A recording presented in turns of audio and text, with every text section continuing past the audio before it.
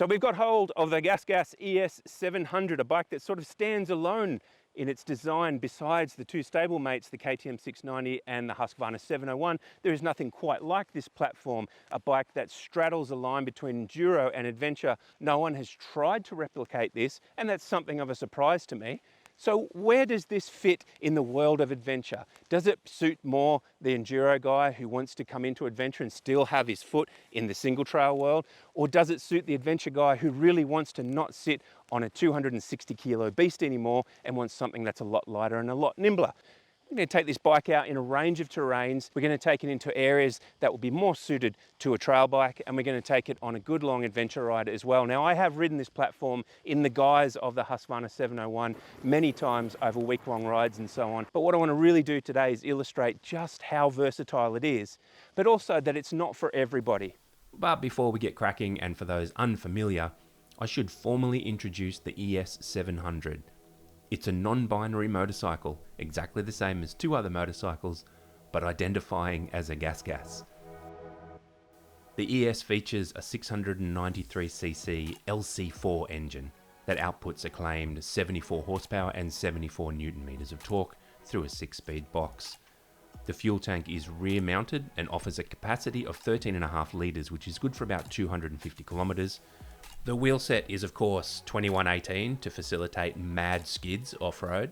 The WP Explore fork and shock present with 250 mils of travel, while Brembo brakes do the stopping.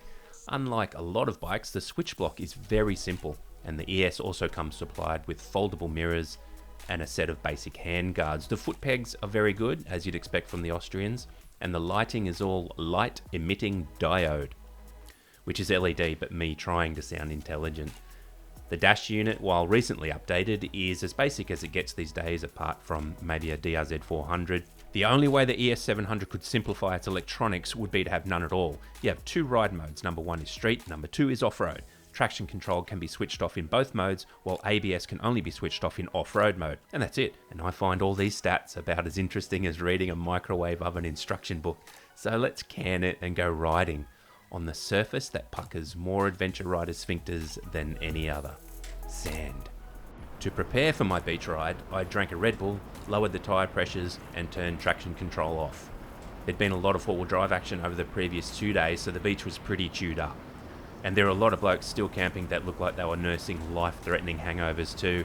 I always appreciate being on this side of a hangover and not being the one that convinced himself that there's a medicinal element to tequila shots, so we should all do 5 each before we call it a night. The GasGas wasn't troubled by anything on the sand, and in no time I could play around in a way that wouldn't have been fun to attempt on a bigger bike. But sand isn't the only terrain that's a bastard on an adventure bike, so I took off to find the next challenge for me and the ES700. So what we're going to do now is up the ante. It's a nice warm day. We're going to head into some enduro style single trail, real twisty single trail. Stuff that I haven't ridden for maybe 3 years. And we're going to see just how much of that hybrid is left, how much enduro is left in the ES700.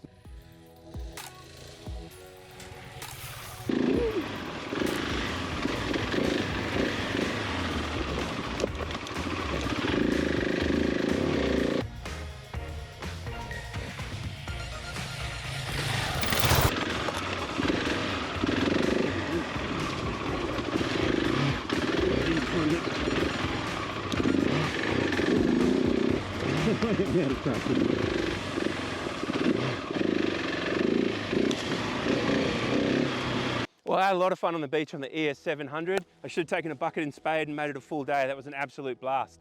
Riding in the single trail was a little bit more of a challenge for me, partly because I was riding like a busted donkey, partly because this engine doesn't really blast off the bottom. You need to pick up revs and keep them up, otherwise you risk stalling. That said, this is an easier bike to ride in twisty stuff than 90% of all other adventure offerings.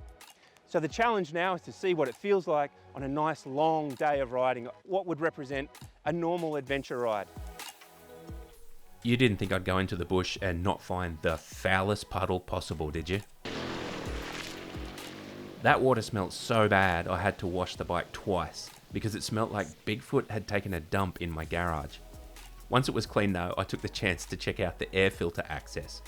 You just remove the seat via a pull cord under the fuel cap, and then 2 8mm screws to remove the breather box top, and that's it, you're there. As an Africa Twin owner, I have to put aside half a day just to mentally prepare myself to approach the air filter.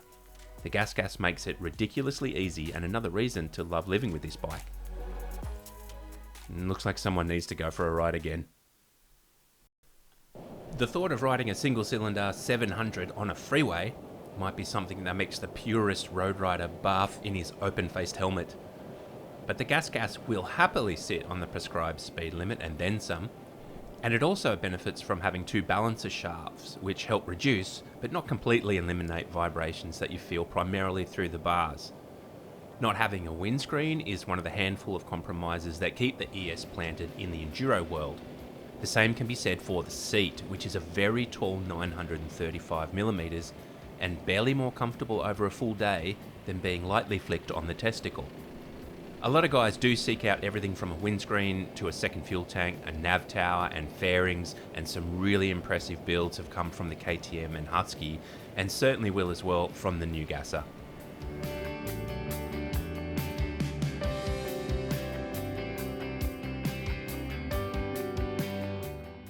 But it's the dirt I was looking for, and eventually I was rid of that mind-numbing blacktop, which I find about as stimulating as doing the dishes. And anyway, weighting your judgment on the ES based only on its road capability is like tasting a fine wine from a tackle box. You've got to place the ES where it will really come to life. And soon enough I was sharing this beautiful country dirt road with a dozen or so cattle, some of which I'll no doubt meet again, as a steak sandwich served with chips and a salad which I'll completely ignore.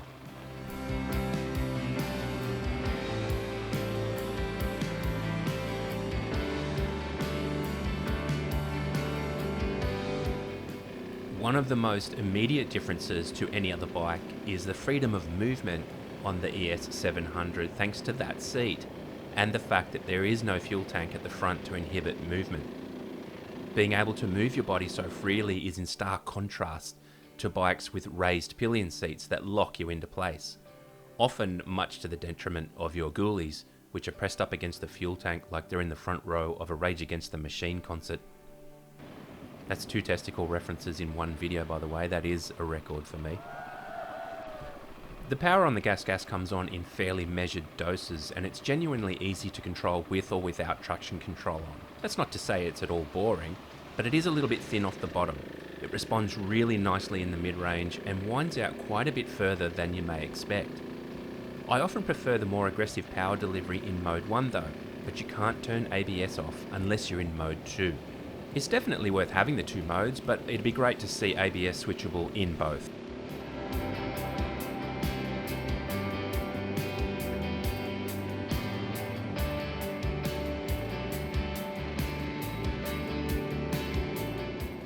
The ES feels like a trail bike more than it feels like a traditional adventure bike, and that's so important for this formula to work.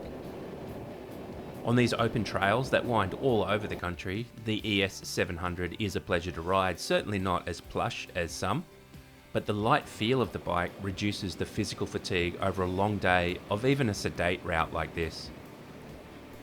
And I know the efficacy of quick shifters divide off-road riders in blazing arguments, perhaps as vicious as Goldwing riders battling over the best overlockers with which to sew cute patches onto their leathers.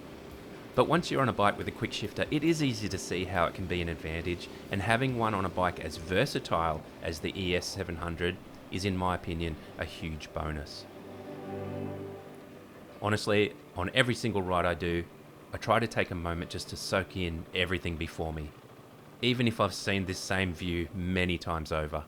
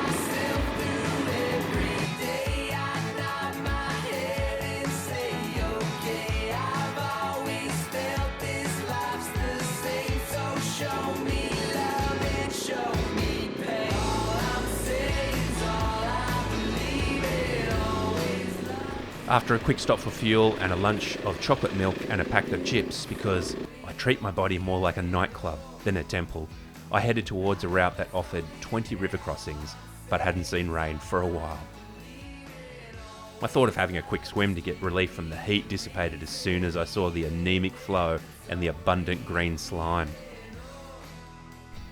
These rocks can be a nightmare on a bigger bike, and while I was tracking about as straight as a drunken riverboat captain, being able to squeeze the gas with my legs and move my weight around easily made this trail more fun and more feasible than it would be on a number of other larger bikes.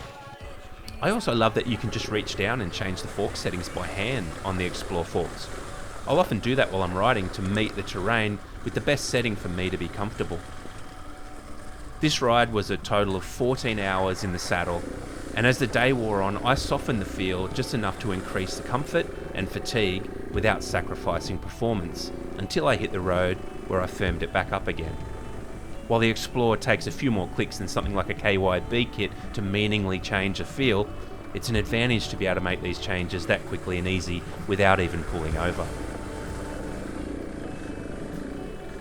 No other manufacturer makes anything like the ES700. This platform is so unique, and it successfully caters for the trail rider in a way that's been called for across decades of adventure bike design.